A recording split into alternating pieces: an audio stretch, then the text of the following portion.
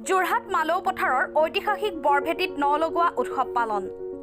যোৰহাট মালৌ পথাৰৰ ঐতিহাসিক বৰভেটিত নগণ্য সংখ্যক লোকৰ উপস্থিতিত 253 সংখ্যক নলগোৱা উৎসৱ 22 নৱেম্বৰত পালন কৰা হয়। প্ৰশাসনৰ নিৰ্দেশনা অনুসৰি কৰোনা ভাইৰাছ সংক্ৰমণ প্ৰতিৰোধৰ উদ্দেশ্যে নিয়মমাফিক নলগোৱা উৎসৱ এই বছৰ পালন কৰা হয়। মায়ামৰা চাবুৱা মদাৰখাট বৰ আহোমগাঁও সত্ৰৰ সচিদানন্দ গোস্বামীয়ে পুৱা বৰভেটিৰ সেউজ প্ৰাংগণত ধৰ্মধ্বজা উত্তোলন কৰি উৎসৱৰ শুভাৰম্ভ কৰাৰ পাছতে 253 সংখ্যক নলগোৱা উৎসৱৰ লগত সংগতি ৰাখি প্ৰজ্বলন কৰা 253 গছি বন্তিৰে প্ৰথম গছি বন্তি প্ৰজ্বলন কৰে পদ্মলোচন দেৱগোস্বামীয়ে।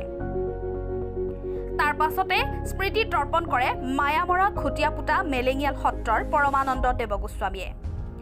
বৰভেটিৰ নামঘৰত ভাগৱত পাঠ আৰু নাম প্ৰসংগ কৰা হয়। এই ভাগৱত পাঠ আৰু নাম প্ৰসংগত বৰভেটিৰ সৈতে সম্পৰ্ক থকা গাঁওসমূহৰ প্ৰতিনিধিসকলে গাঁওবুঢ়াসকলে অংশগ্ৰহণ কৰে আৰু নিজ নিজ গাঁৱৰ বাসিন্দাসকলৰ শালি খেতিত উৎপাদিত শস্যৰ পৰা উৎপাদিত ন চাউল মুঠিৰে প্ৰস্তুত কৰা মিঠৈ নৈবেদ্যসহ শৰাই আগবঢ়ায় আৰু ধূপ দীপ প্ৰজ্বলন কৰে। উল্লেখ্য যে 1768 চনতে অষ্টভুজদেৱৰ নিৰ্দেশত ভোগদৈ নৈৰ পাৰৰ যোৰহাটৰ উত্তৰ পশ্চিম দিশৰ মালৌ পথাৰৰ দ পিটনিত মুখত হৰিনাম লৈ ভকতসকলে বলে পৰা একোচপৰাকৈ মাটি দি বন্ধা বৰভেটিত ভকত শিষ্যসকলে প্ৰতি বছৰে শালি খেতিত উৎপাদিত ন চাউল মুঠিৰে মিঠৈ প্ৰস্তুত কৰি নৈবেদ্যসহ ধূপ দীপ প্ৰজ্বলন কৰি শৰাইত বৰভেটিলৈ আগবঢ়ায়।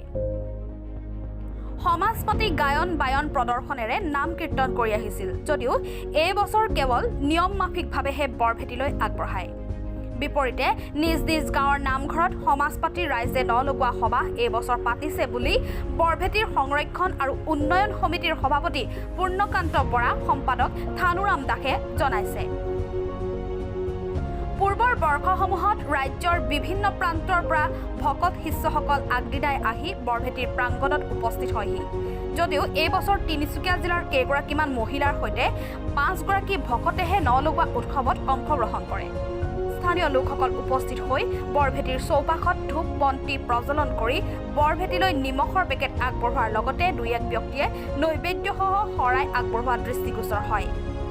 বিয়লি নলগোৱা উৎসৱৰ সামৰণি পৰে। যোৰহাটৰ পৰা পংকজ কুমাৰ দাসৰ ৰিপৰ্ট, দৈনিক টাইম।